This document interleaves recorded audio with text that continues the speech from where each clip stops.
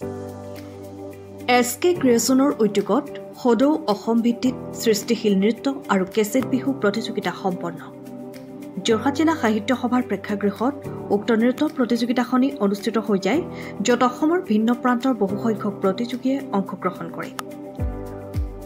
উল্লেখ্য যে উক্ত প্ৰতিযোগিতাখনি 4টা শাখাত অনুষ্ঠিত হৈছিল প্ৰতিযোগিতাৰ শেষান্তত অনুষ্ঠিত হ'ব লগা বঁটা বিতৰণী সভাত উপস্থিত থাকে বিশিষ্ট নৃত্যশিল্পী অসীম গগৈ আৰু জলি লস্কৰ চেতনা বুঢ়াগোহাঁই আৰু প্ৰিয়ম বৰদলৈ অনুষ্ঠানৰ আঁতৰে বীৰেন্দ্ৰ বৰাই যোৰহাটৰ পৰা নয়ন ফুকনৰ ৰিপোৰ্ট পুখুৰ লিমিট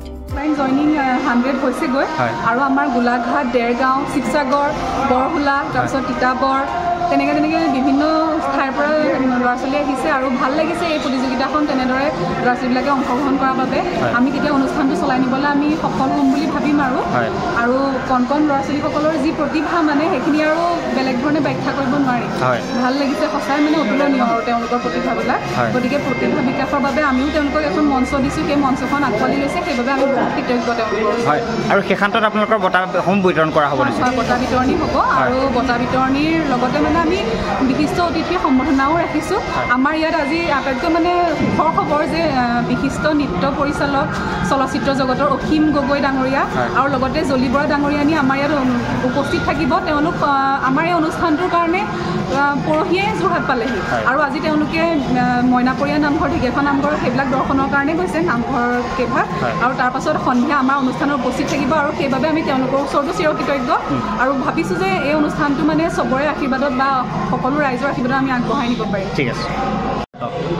SK ক্ৰিয়েশ্যনৰ সৌজন্যত আজি আমি কেছেট বিহু আৰু সৃষ্টিশীল নৃত্য প্ৰতিযোগিতা অনুষ্ঠিত কৰিছোঁ আৰু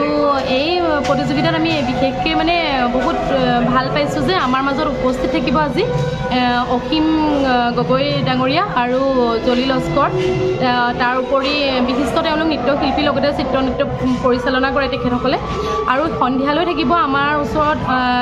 মানে নৃত্য জগতৰ এগৰাকী বিশিষ্ট ব্যক্তি চেতনা বাইদেউ প্ৰিয়ম গতিকে এতিয়া আমাৰ বিচাৰকৰ আসন শুৱনি কৰি আছে পিংকু প্ৰিয়ম বৰদলৈ বিশ্বজিৎ দত্ত আৰু মৃগাংক দত্তই গতিকে অনুষ্ঠানখন খুব সুন্দৰকৈ চলি আছে যথেষ্ট সংখ্যক প্ৰতিযোগীও আহিছে সকলো প্ৰতিযোগীলৈ মই শুভেচ্ছা জ্ঞাপন কৰিছোঁ লগতে বিচাৰকসকলেও